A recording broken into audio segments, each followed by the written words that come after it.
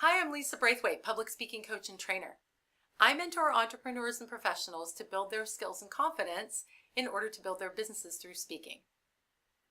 I recently attended a networking event with a whole bunch of women, and the conversation at our table suddenly turned to the topic of my hair, and more specifically, my gray hair. As you can see, I have quite a bit, and it turns out I was one of those rare and exotic creatures in the room who don't dye their hair. The conversation went in various directions. We talked about why women keep dyeing their hair, why women can't stop dyeing their hair, but I couldn't help but see the parallels to speakers, because I see a lot of speakers who feel like they have to cover up who they really are when they present. So I want to ask you this question. Do you feel afraid to show who you really are when you speak? Do you feel like you have to hide your perceived flaws so that the audience can somehow magically perceive you as perfect?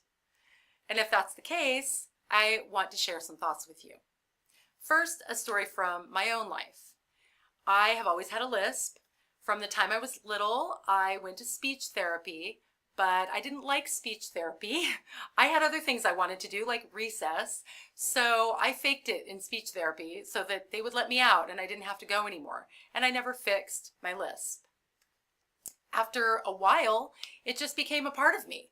It became part of who I am. I became comfortable with it. I embraced it, and now I can't imagine myself any different. This is who I am.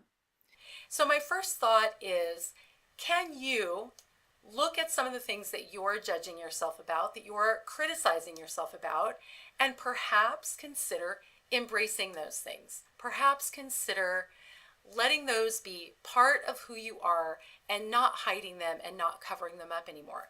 And my second thought on this is that it takes a lot of energy. It's exhausting to try to be something that you're not.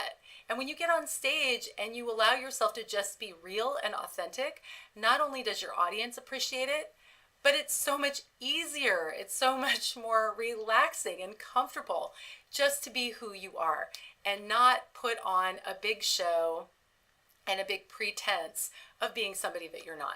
So I want to remind you, this is what your audiences thrive on. They love an authentic, real experience. And if you can give that to them, your presentations will be that much more effective and powerful and memorable. That is my tip for the day, and I will see you next time.